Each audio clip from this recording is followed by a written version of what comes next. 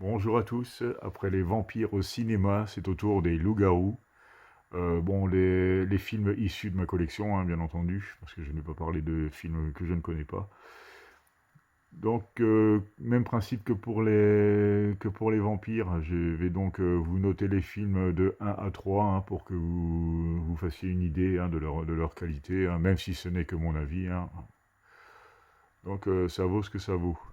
Donc on va commencer par le tout premier film qui date des années 30, hein, parce que c'est l'édition 90e anniversaire de The Wolfman. Donc je ne l'ai toujours pas vu celui-là, donc pour le coup la notation, il n'y en aura pas. Et c'est un steelbook hein, qui est sorti donc en 2021, donc je suppose que le film va être de 1931, qui est sans doute donc le premier film de loup-garou sorti au cinéma. Donc là, c'est la version 4K. Je vais vous faire la présentation du steelbook hein, tant qu'on y est. Donc voilà pour l'intérieur.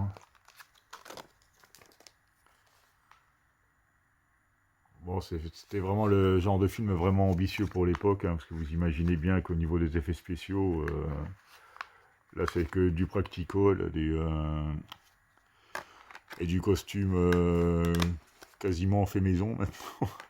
Donc, premier film, bon, je vous le conseille parce que ne serait-ce que pour le côté historique, hein, donc je ne l'ai pas vu, mais je pense qu'il mérite d'être vu quand même, parce qu'il a quand même ouvert la voie à une immense série de films sur ce thème. Donc ensuite, il y a Cursed, le film assez raté hein, finalement de Wes Craven. Dommage, réalisé par Wes Craven et écrit par Kevin Williamson. Pourtant, c'était l'équipe de Scream. Il avait tout pour être très bon, mais finalement, ça reste un film très moyen. Il est sorti en 2004. En tout cas en DVD, donc peut-être en 2003 en salle. Donc film très moyen, je lui mettrai la note de 1 sur 3 parce que on pouvait attendre largement mieux du réalisateur. Ensuite, il y a la trilogie de Ginger Snaps qui est pour le coup une bonne surprise parce que ça paraît vraiment série B. Mais la trilogie est vraiment bien foutue. Donc voilà, hein, je les ai regroupés dans le même boîtier. Et franchement, une bonne surprise. Celui-là, il méritera son 2 sur 3. Bon, il y a quelques scènes gore, hein, comme vous pouvez voir sur... Et donc, la qualité des trois films est vraiment égale, hein, parce que c'est vraiment des vraies suites, hein. Et si vous ne connaissez pas, ben, et que vous aimez les loups-garous, je pense que celui-là pourrait vous plaire, hein. Il a un gros potentiel quand même. Donc ensuite, là, on tombe vraiment sur le gros classique. Hurlement. Bon, je vous présente le steelbook, parce que je pense pas l'avoir fait. Bon, même s'il est hyper connu, celui-là, puis vous pouvez me le trouver pas cher, hein. Il doit être aux alentours de 12-15 € neuf. Donc c'est Hurlement, premier du nom, hein, un film de Joe Dante. Là, j'ai la version 4K avec le Blu-ray. Donc je vous montre l'intérieur. Voilà une des scènes emblématiques du film. Film sympathique, mais qui n'est pas au niveau des Loups-garous de Londres, hein, parce que vous vous doutez que ça fera sans doute partie des meilleurs, si ce n'est le meilleur. Donc là, Hurlement de Joe Dante. Reste sympathique quand même, puis le steelbook est très joli hein, pour le coup. Donc celui-là, je lui mettrais entre 2 et 3 sur 3, mais je vais pas... Enfin non, plutôt 2, parce qu'il est quand même... Enfin, il a quand même pas mal vieilli, et il y a quand même eu mieux de fait à l'époque, hein. Donc,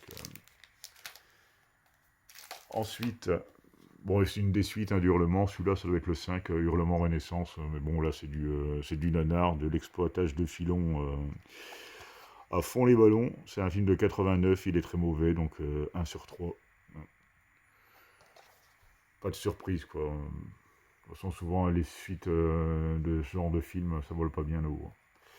Donc, ensuite, ben, je pense que ce sera le meilleur, hein. De toute façon, vous vous en doutez.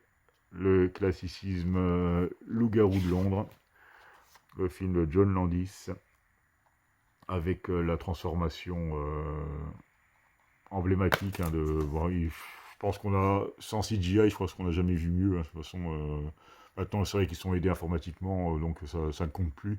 Mais là, comme c'était quand même en practical, c'est impressionnant. La transformation de loup-garou est longue, on sent la souffrance du personnage qui se transforme, c'est quelque chose de terrible. Bon, je pense que vous l'avez tous vu, hein, si vous regardez cette vidéo.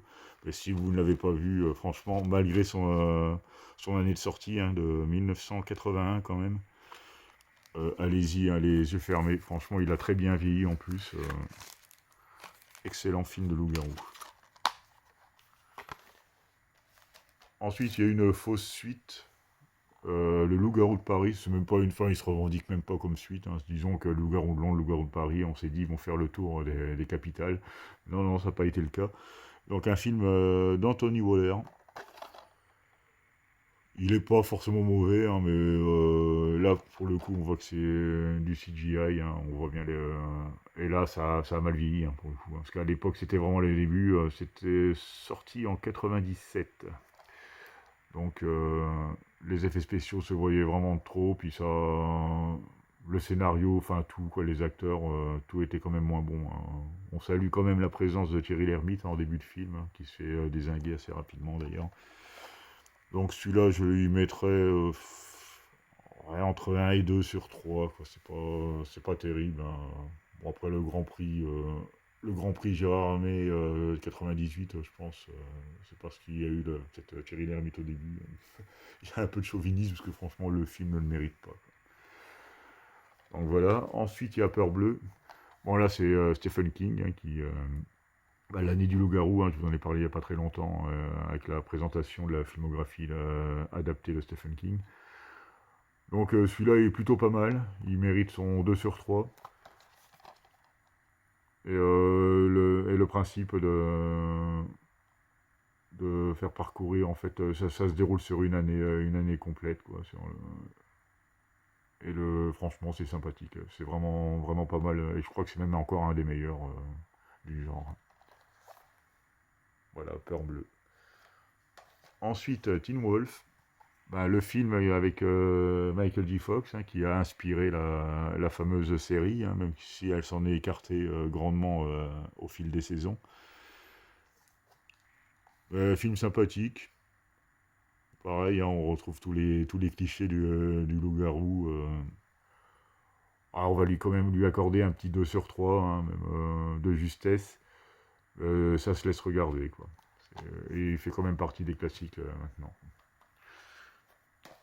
Donc là, j'ai une version de Werewolf, mais bon, il y en a eu plusieurs, hein, de films avec le même titre, hein, La Nuit du loup-garou. Pour tout vous avouer, j'en ai vraiment très peu de souvenirs de celui-là. Donc il m'a pas marqué plus que ça. Un film de Louis Morneau. Donc ça doit être un film français apparemment. Donc ouais, bah, franchement, je ne m'en souviens pas du tout. Alors je vais même pas prendre le risque de le noter, mais à mon avis, c'est pas du 3, ça c'est sûr. Autrement, je m'en souviendrai. Donc avec Ed Quinn, Steven Bauer et Stephen Rea. Stephen Rea, je pense qu'il a joué dans X-Files, dans certains épisodes d'X-Files. Donc voilà pour Werewolf, hein. On va ouais, entre 1,5 et 2, je pense. Mais franchement, là, je pourrais pas vous aider pour celui-là. Et pour finir, bah, Wolf avec Jack Nicholson et Michelle Pfeiffer. Un film de Mike Nichols. Donc celui-là, il a un peu vieilli quand même, mais bon, le jeu d'acteur est tellement excellent qu'on va lui mettre un 2,5 sur 3 quand même. Bon, parce que bon, Jack Nicholson et Michelle Pfeiffer dans un film de loup-garou, hein, c'est pas tous les jours qu'on verra ça, hein, c'est même le seul qu'ils ont fait. Et franchement, un classique aussi du genre, je pense qu'il est devenu un classique, hein, au fil du temps. Parce que le film n'est pas très récent, hein, il date de 94, donc il a quand même, quand même 29 ans. Il fête son 30e anniversaire, à mon avis, il risque d'avoir une édition. Autrement, un film que j'ai commandé, là, qui est en précommande, il y a Dog Soldier, qui paraît qu'il est très bon. Moi, je l'ai précommandé, donc je ne l'ai pas encore vu. Et je vous ai épargné aussi les films avec les multiples monstres, genre Van Helsing, Underworld, tout ça. Autrement, je les aurais ressortis pour les vampires, pour toute la gamme de monstres qu'on peut voir au cinéma, quoi. Donc voilà pour cette petite vidéo. Je vous remercie de m'avoir regardé et à bientôt pour la prochaine.